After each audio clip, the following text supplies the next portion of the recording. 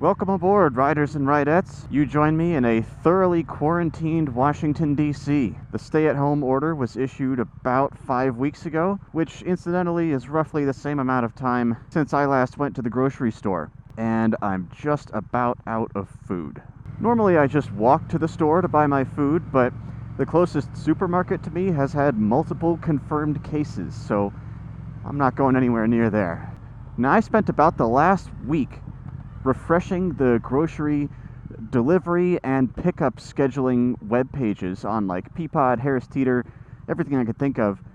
Finally, I managed to snag a slot at Harry Teet's. And not even the closest one to me. I gotta go out to Virginia for this. Because it was so difficult to get a pickup time, I ordered a lot of food. But I'm living bike only right now, so I'm gonna have to figure a way to get it all home safely. I have my SW Motec Blaze saddlebags and this Patagonia backpack. I think it's a Chacabuco, which I believe is 30 liters. So in theory, 72 liters of capacity, plus a cargo net and some bungee cords. So I should be all right, but it'll be interesting. I do have a little bit of time to kill before my scheduled pickup time, so I'm gonna ride around for a bit and show you what a quarantined DC looks like. Stick around.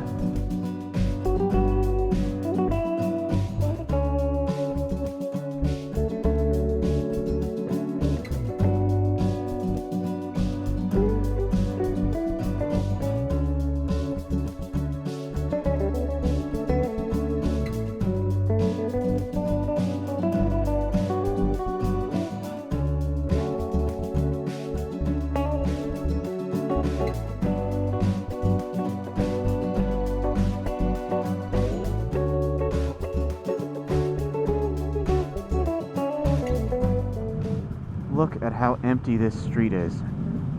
This is the first time I've ever seen the Museum of African American History without a line wrapped around the block. These sidewalks are never empty. This is spooky. I mean, yeah, there are people and cars out, but considering that DC has the worst traffic of any American city, yes, worse than Los Angeles, fight me. This is nothing. It might as well be abandoned.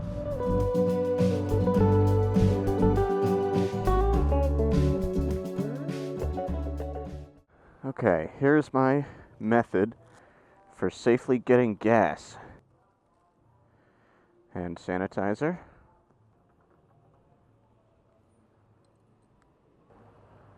Put the sanitizer in one hand and do the entire fill-up process with the other hand.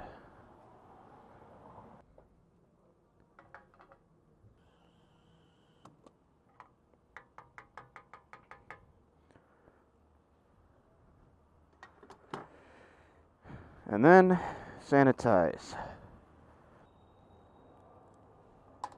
And there you have it.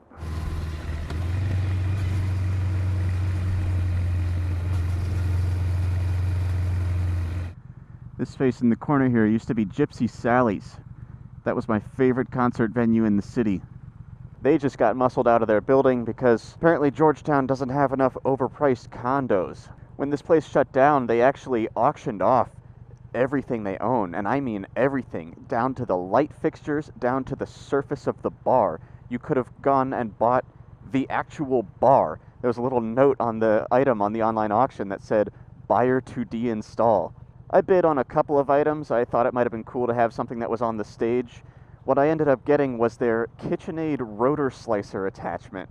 It was made in like 1985. It fits right onto my KitchenAid and works like it was brand new. I'm planning to use it to make some potato chips. One of the things I'm picking up at my grocery order is some potatoes, so that'll be fun.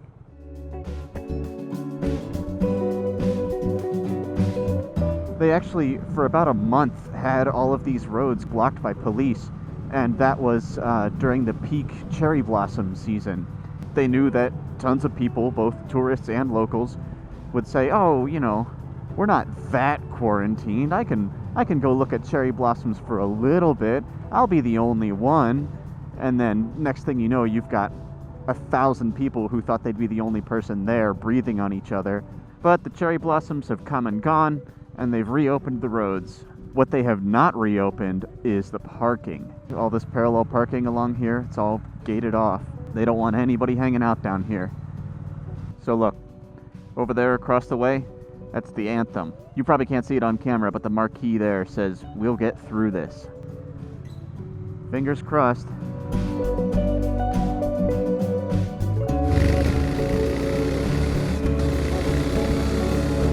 If I can conclude one thing here today, it's that I have never seen this many empty parking spaces and not tourists. Alright, I actually spent too long wandering around. Now we gotta go pick up that food. So throughout the present public health crisis, I've seen a notion in parts of the motorcycling community that it's not responsible for us to be out riding.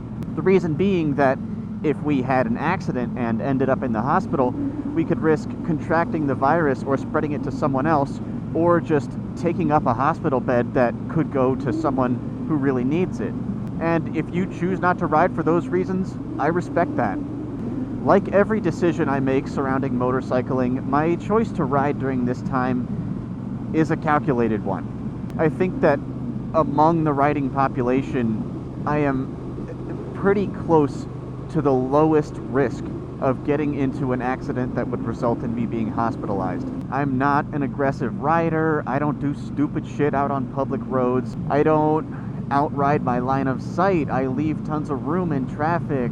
I wear all the gear all the time. And then also consider the fact that there's almost no traffic now, so I'm even less likely than usual to be involved in an accident with another vehicle. If I start hearing reports that the DC area is being overwhelmed with confirmed cases, that our hospitals are full, then I would probably reconsider my decision to ride. Are you guys choosing to ride during this time? Let me know in the comments and be sure to explain why. Alright, welcome to Harry Teets. Believe it or not, this is actually the emptiest I've ever seen this parking lot. I'll take it from here. Thank you. Is this it? Yeah, that's all.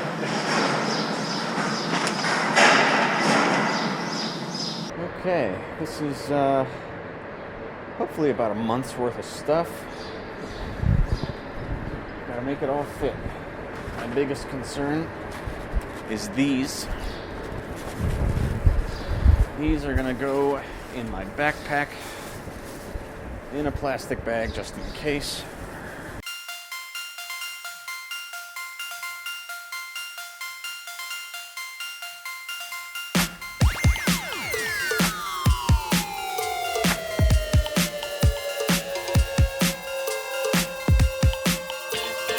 Do I seriously eat this much cheese? God damn.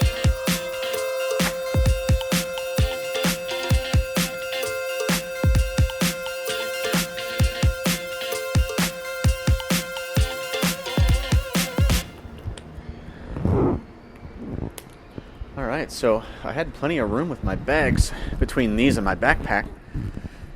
The real challenge is going to be getting home without breaking any eggs. Oh man, somebody's losing sandbags. I've got like 70% of my weight on the foot pegs trying to cushion these eggs. Oh boy. I know where some of the big bumps are going to be, but there's new potholes appearing on a daily basis around here.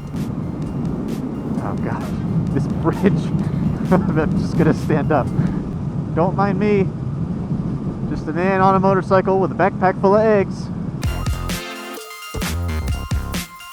I still can't get over how empty it is out here. Ooh, here's one.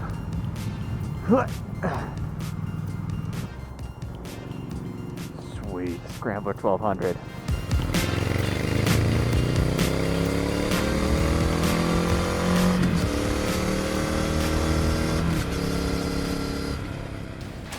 Much teeth gritting later, I arrived at home with all 18 of my eggs intact.